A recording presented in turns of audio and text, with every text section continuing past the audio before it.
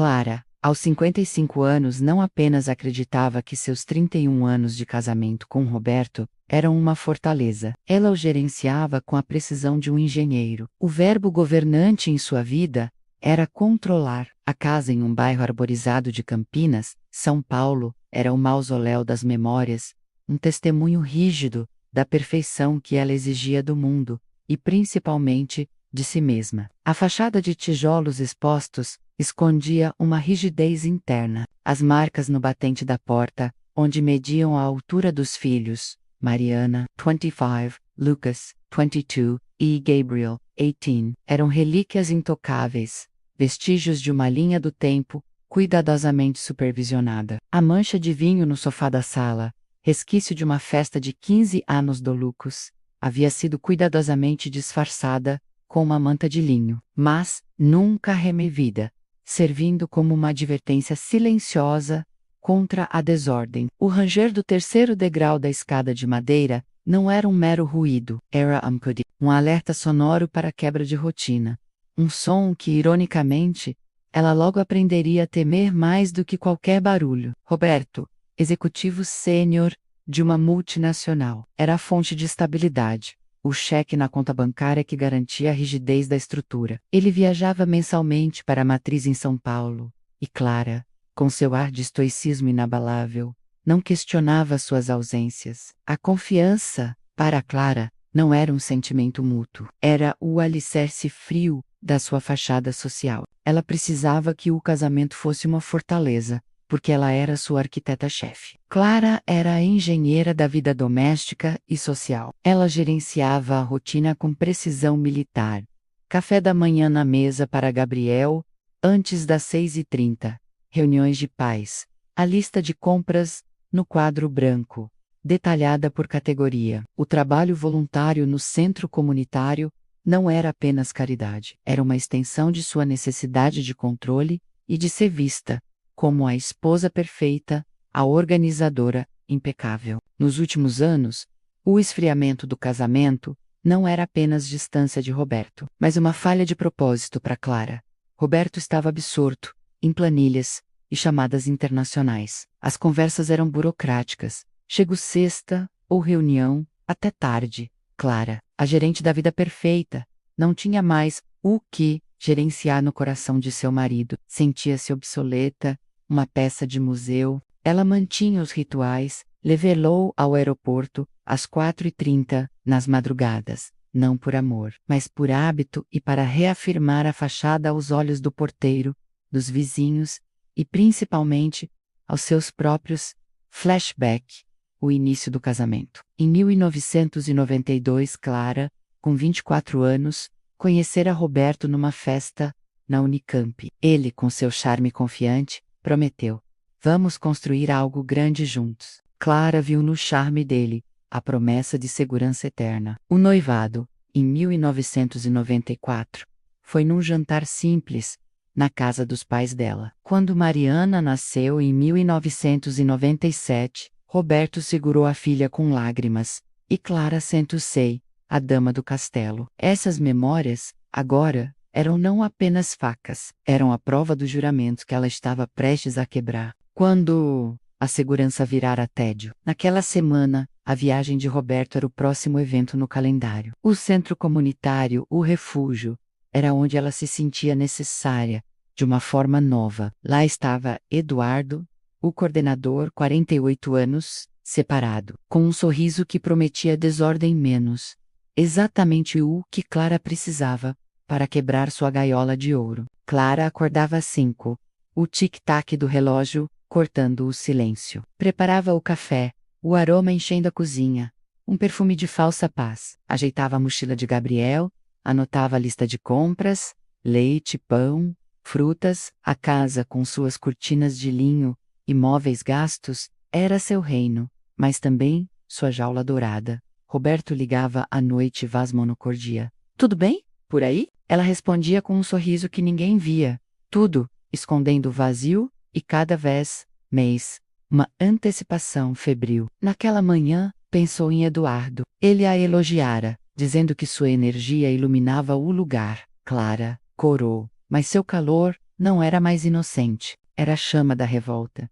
A casa estava silenciosa. Mariana e Lucas, vivendo suas próprias vidas, eram meras visitas. Gabriel, preso em fones e videogames. Clara subiu as escadas, o ranger do terceiro degrau suando. No quarto, arrumou a mala de Roberto, dobrando suas camisas com uma precisão que beirava a obsessão. Ela até cheirou a gola de uma delas, buscando um vestígio do homem que ele fora, mas só encontrou o cheiro de lavanderia industrial. Ele agradeceu com um aceno distraído, os olhos no celular. Clara engoliu o ressentimento, mas a mágoa agora era um combustível para o que viria. 6 meses antes, Clara iniciou a caçada. Ela notou Eduardo não por acaso, mas por escolha. Ele era a dissonância que ela precisava. Ele era descontraído, intenso e crucialmente focado nela. As conversas inocentes logo se tornaram um jogo. Você é o coração disso aqui, Clara, disse ele empilhando caixas. Clara não riu. Ela saboreou o elogio, sentindo a adrenalina de ser cortejada como há 30 anos. O flerte sutil evoluiu para encontros planejados. Ela começou a usar maquiagem mais leve, roupas mais vibrantes, para o voluntariado. Onde você vai hoje, mãe? Você está diferente, Mariana comentou uma tarde. Voluntariado, Clara respondeu, sentindo a ponta da hipocrisia que era tão excitante quanto perigosa. Numa tarde chuvosa, Eduardo não apenas sugeriu um café. Ele a intimou. Você não parece cansada, Clara. Você parece contida. O que você tem escondido? Na cafeteria, o vapor subia entre eles. Ele perguntou sobre seus sonhos. Quero vier? Sim, mas mais que isso, Eduardo, quero ser vista de novo, confessou ela, sentindo a intensidade da primeira verdade que dizia em anos. Eduardo não sorriu. Ele a encarou, e a sinceridade do olhar dele a desarmou. Eu vejo você, Clara. Sempre vi, e o que eu vejo é desperdiçado. O beijo veio semanas depois, no estacionamento deserto do centro comercial. Clara o puxou para si, desesperada por sentir algo que não fosse o linho frio de sua cama. Ela sentiu o coração disparar, mas o anel de casamento não pesou. Ela o escondeu deliberadamente na palma da mão, um gesto de rejeição ao objeto, não ao homem. O vazio não a empurrou. A adrenalina a puxou. O primeiro motel na periferia, com luzes fracas e lençóis baratos, não foi um ato de culpa, mas de triunfo. Cada encontro era êxtase. E a culpa, um tempero que ela logo aprenderia a dispensar, substituído pela sensação de poder. Ela não era mais a esposa obsoleta. Era uma mulher desejada. Roberto não se importa. Ele mal me olha. Ela sussurrava para o amante, mas as palavras eram para convencer a si mesma. A culpa decrescia, substituída por uma frieza calculada. O caso continuou. Mensagens furtivas, encontros arriscados no horário do voluntariado. Eduardo sussurrava que ela merecia ser feliz, e Clara aceitava a narrativa de vítima. A mentira tornou-se um jogo de prazer perigoso. Ela inventava reuniões extras no centro comunitário, ou fingia longas filas no mercado para justificar o atraso. Em casa, a hipocrisia era o ar que ela respirava. Ela notou que o perfume de Eduardo ficava sutilmente em seus lenços de pescoço, e ela sorria, um misto de medo e excitação, com a possibilidade de ser descoberta. A quase confissão na sala não foi cortada por Roberto, foi evitada por Clara. Ela viu Roberto revisando papéis, e teve a chance, mas as palavras engasgaram. Ela temia perder a adrenalina, mais do que temia perder o marido. Ela escolheu o amante. Clara tornou-se exímia em apagar rastros. Checava o celular debaixo das cobertas. Usava o banheiro para responder mensagens. Quando Gabriel perguntou: quem é Eduardo? Clara não mentiu com receio, mas com frieza calculada. Ninguém importante, querido. Assuntos do trabalho. A mentira saiu com tanta facilidade, com tanta frieza, que ela sentiu um arrepio de poder. Ela não era mais a esposa dedicada, era uma arquiteta de segredos. Ela sabia que traía Roberto, os filhos, a vida construída. Mas a solidão do casamento a sufocava, e a atenção de Eduardo era um narcótico. A frase "é só por agora" deu lugar à certeza de que ela merecia. No centro comunitário, trocavam olhares discretos, e em casa, Clara checava o celular escondida, apagando as mensagens. O abismo entre quem ela era e quem se tornara engoliu, e ela sentiu-se, pela primeira vez em anos, livre, uma liberdade comprada com a moeda da deslealdade. Ela estava descontrolada, e esse descontrole era a emoção mais forte que sentira em décadas. Naquela madrugada forresta e o ar fresco com cheiro de orvalho. Clara levou Roberto ao aeroporto de Viracopos. O carro estava silencioso, mas a diferença era sutil. Roberto não estava calado. Ele estava observando. Ele mexia no celular, mas na verdade, estava revisando as últimas coordenadas de um rastreador GPS, instalado discretamente, no porta-luves do carro de Clara. Três meses o abismo.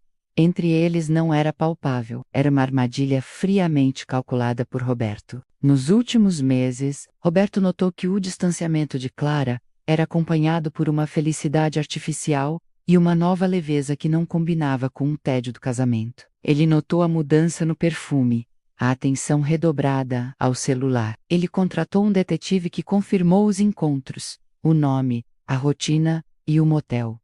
Naquela madrugada, ele não estava viajando, ele estava no hotel próximo ao aeroporto, aguardando o sinal do rastreador. No aeroporto, ele a beijou na testa menos um gesto ensaiado, desprovido do caler, e disse, num tom que Clara, cega pela própria adrenalina, tomou como indiferença.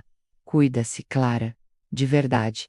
Ela voltou ao carro, o coração batendo com a expectativa. Roberto estava fora. A casa que era a prisão, agora era o palco. Impulsivamente, ou, como ela se convenceria depois, corajosamente, ligou para Eduardo. Venha para casa, disse. A voz trêmula de desejo e de ousadia, imprudente. Roberto não tinha ido para São Paulo.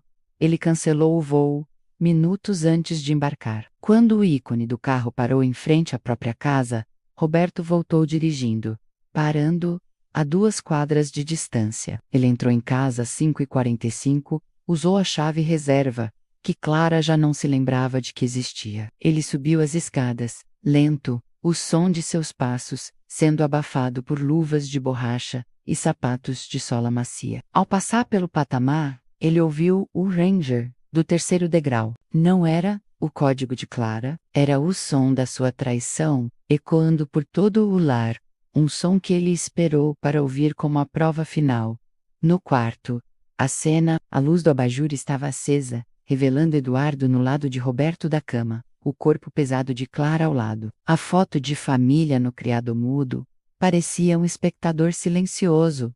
Roberto não gritou, ele sacou o celular, acendeu a luz da tela e gravou um vídeo em silêncio. Ele capturou a prova irrefutável, a profanação do leito conjugal. Ele não era mais o marido, era o juiz, o júri e o carrasco. Clara acordou com um clique. Ela tinha tirado uma foto de si mesma, com o Eduardo, um registro do seu triunfo. O som ecoou como um estalo de chicote. O banheiro abriu. Não era Eduardo, era Roberto. Ele estava vestido com o mesmo terno que ela dobrara com tanto esmero. Seu olhar era gelo puro, a calma de um vulcão que acaba de entrar em erupção. Você não precisa se vestir com pressa, Eduardo, disse Roberto. Sua voz baixa e controlada, uma lâmina afiada. Não, por mim. Eduardo vestia a camisa, pálido, aterrorizado. Roberto, você não me deve explicações. A única pessoa que as deve é a sua parceira de crime. Foi a mãe dos meus filhos, a esposa de 31 anos, a doutora em organização, quem te chamou para casa da família. Ela me traiu antes de te conhecer. Roberto se virou para Clara, que estava paralisada. Você queria atenção, Clara? Você a tem. Você queria liberdade? Ela será sua. Ele pegou o celular de Clara, desbloqueado com facilidade. O save era a data do seu aniversário. Uma ironia. Ele pegou a foto que ela tirara e a enviou para o próprio número. Os papéis do divórcio serão entregues em breve. Meu advogado entrará em contato. Ele fez uma pausa. O silêncio do quarto era ensurdecedor. E não se preocupe com o dinheiro. Você escolheu sua nova vida. E o preço é o que você deixou de ser. Ele desceu as escadas. Não houve estrondo na porta, apenas o silêncio absoluto. Ele enviou a mensagem para o celular de Clara, a foto que ela tirou, seguida da frase fria, final. Clara deixou o telefone cair. O mundo não girou. Ele parou.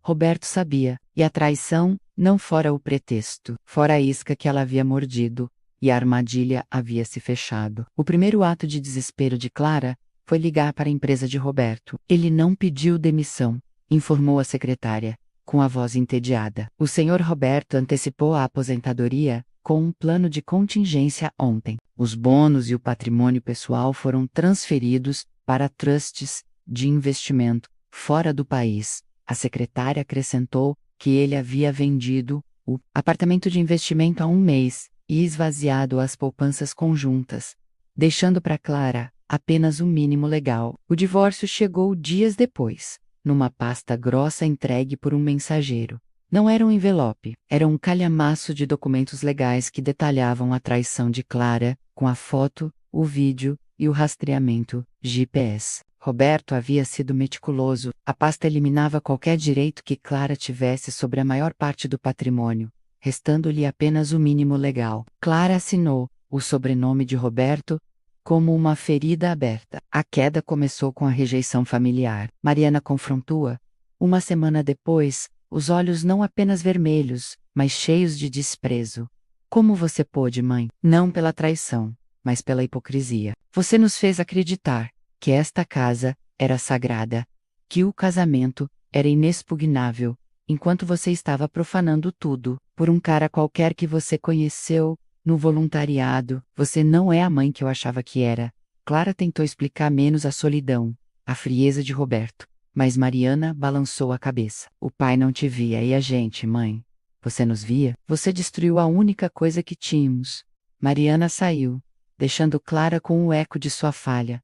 Lucas e Gabriel não confrontaram. Eles simplesmente se afastaram. Eles se comunicavam apenas com o pai, enviando mensagens de texto a Roberto sobre a faculdade e os planos. Na casa ignoravam Clara na sala de estar, como se ela fosse um fantasma. Cada refeição era um silêncio opressor. A rejeição deles era um castigo mais pesado que qualquer perda financeira. Clara tentou abraçar Lucas uma noite, e ele se afastou, o gesto a quebrando mais do que a perda de todas as suas contas bancárias. A vergonha rapidamente se tornou pública. Roberto enviou uma carta formal ao conselho do centro comunitário, detalhando o envolvimento de Clara e Eduardo. A sugestão não era que Eduardo fosse demitido, mas que ele não era confiável, e que a atitude de Clara comprometia o ambiente de trabalho. Os olhares no centro não eram de julgamento silencioso, eram de desprezo aberto. As amigas do voluntariado, as mesmas que elogiavam sua organização, agora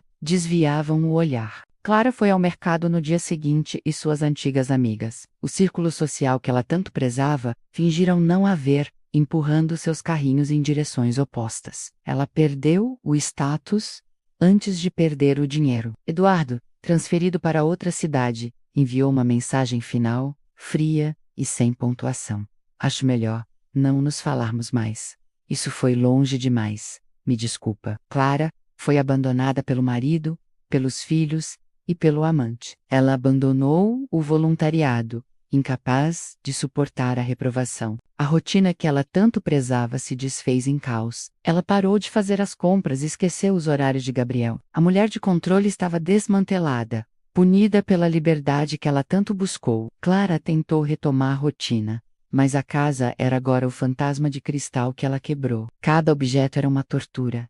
A cadeira de Roberto, a cristaleira da lua de mel, fotos de família que agora pareciam montagens cruéis de uma vida que nunca foi totalmente real. O silêncio era a nova forma de humilhação. Ela procurou um terapeuta, mas abandonou após 2 sessões. Não consigo falar sobre isso, ela confessou. Não, eu o médico. Mas ao seu reflexo no espelho do consultório, eu não sou a vítima. Eu sou o carrasco.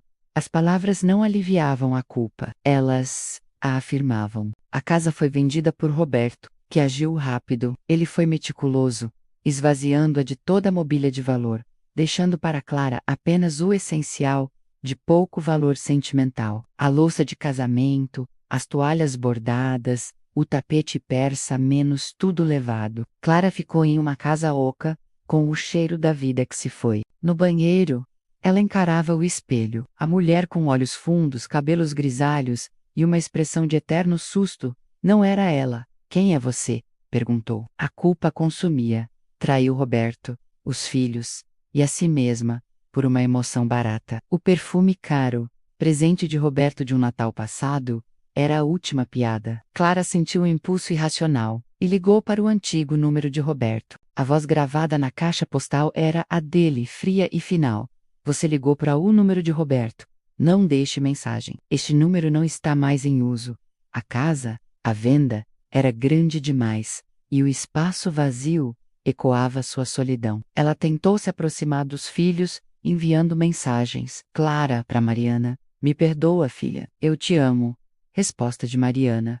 O pai está bem. Não me ligue, por favor. Clara para Lucas. Você está comendo direito? Resposta de Lucas. Estou com o pai. Ele está cozinhando. Clara para Gabriel. Sinto sua falta no café. Resposta do Gabriel. Pai disse que vai me levar para morar com ele nas férias. Tchau. Cada ligação e mensagem rejeitada era um lembrete de que a punição era o isolamento total. Um ano depois, Clara sobreviveu. Ela se mudou para um apartamento pequeno, em um bairro que ela teria desprezado. Era a única propriedade que Roberto foi forçado a dar a ela. Roberto desaparecera, refeito a vida, em outro país, levando o dinheiro e a estabilidade. Clara não era apenas uma sombra. Ela era uma estranha em sua própria cidade. A inexperiência de 31 anos como dona de casa de luxo e o escândalo a impediam de conseguir qualquer emprego decente. Ela conseguiu um emprego de meio período como balconista em uma padaria,